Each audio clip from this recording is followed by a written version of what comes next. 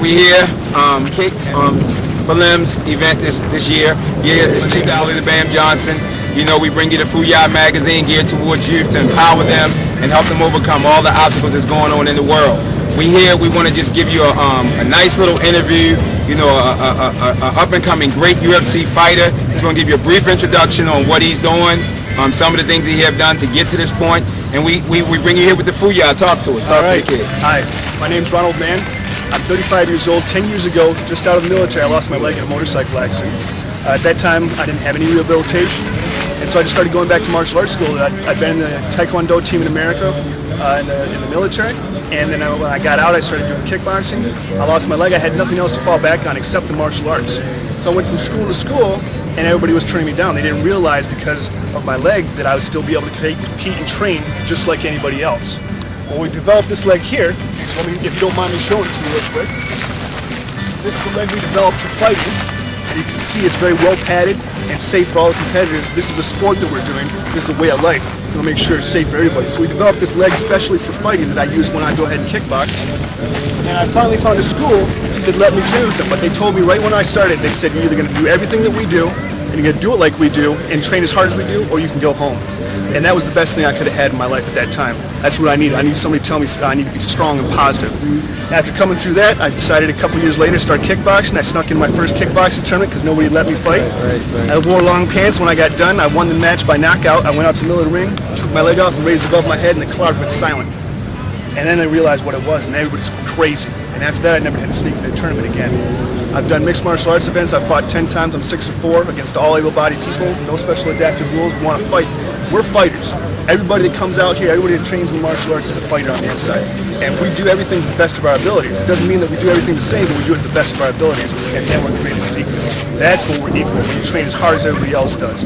And so we're out here with a Kicking for Kids Who Can't Kickathon, trying to raise money for kids who can't and don't have money for prosthetics. And then Tuesday, I'm actually going to Walter Reed to go ahead and work with soldiers that come back as well. So we can get these kids right back on track, make them strong, and make them healthy. You know, one of the things, this is a true story. My first karate tournament, I went into, I was going up for first place. The person I had to fight for first place had no legs. Back, they used to have, I forgot, it was like Entertainment Tonight, and they had this guy on Entertainment Tonight. He had played on the railroad tracks, and the train had cut off all his legs. When I seen this guy in this ring, I was like, ain't no way I can fight this guy. This, you know, and I had all these stereotypes. Right. True story. He almost beat me. I mean, it was like I had so much respect. And I guess the whole purpose of what we do here for the youth is to say once again, when you got the spirit, the power of something beyond anything that a human being can give you, can't nothing stand in your way. Can't nobody give you what you don't already got. And we prime examples of it. It's in your heart and your soul, and don't let nobody stand in your way. I'm telling you. You'll make yourself strong. Again, it doesn't matter what you have to overcome in your life. Everybody has difficulties. We all have our own crosses to bear. We all have our own load that we have to carry. You will become strong again. You will make something of yourself. If you want it bad enough, you will make something of yourself. That's right. Booyah. See ya. Thank you, man. I'm gonna let you meet my wife, my summer break. When you get a chance to come over to the table, okay. And I mean, we're gonna do whatever we can do to get you come in next year. Like I said, we have to get no fun, especially a martial artist, very talented instructor. We're very fortunate to have him working with us, and he's gonna put the smackdown on me today. I'll last as best I can, but I'm not sure what we can do. I lost my leg 10 years ago, motorcycle accident. I didn't have anything when I lost my leg, no insurance. All I had was the martial arts. And so I went to a couple different schools, and they turned me down. They said, no, you can't train with this. It's too much of a liability. Finally, I found a school that would let me train Laredo's Cross Trainers in Lansing, Michigan. The first thing they said to me, though, was if you're going to train here, you're going to train just like us, as hard as we do, and you're going to push yourself to the end of the limits. If not, you can go home. And that's exactly what I needed. Inside, we're all fighters. Inside, we all have our crosses to bear. We all have our weights that we have to take along with us. Everybody does, able-bodied and disabled. We train and we fight as hard as we can every single day of our life. That's what makes us equal. Not everybody can be a professional fighter. Not everybody can be a professional running back. Not everybody can be a school teacher. We all do what we can to the best of our abilities. That sets us free.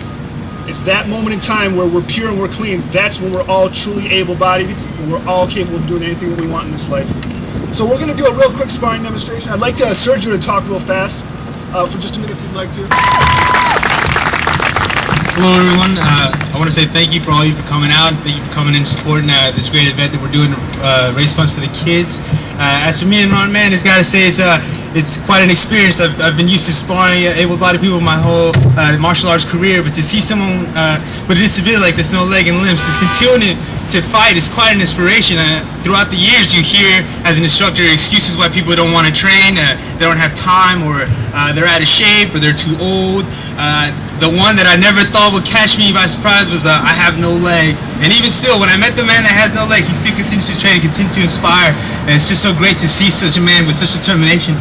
It's really quite an inspiring event, and I'm so glad to be a part of it. I want to thank Ron Man for making me a part of this, and Jenna, who started this whole Kicking for Kids Who Can. So I hope you guys have a great time and a great show, and take something from this, that anything is possible. Really, really, anything is possible. If you just put your mind and heart to it, you can't let anything stop you, especially disabilities like these. I just want to thank you guys all and say that. Thank you.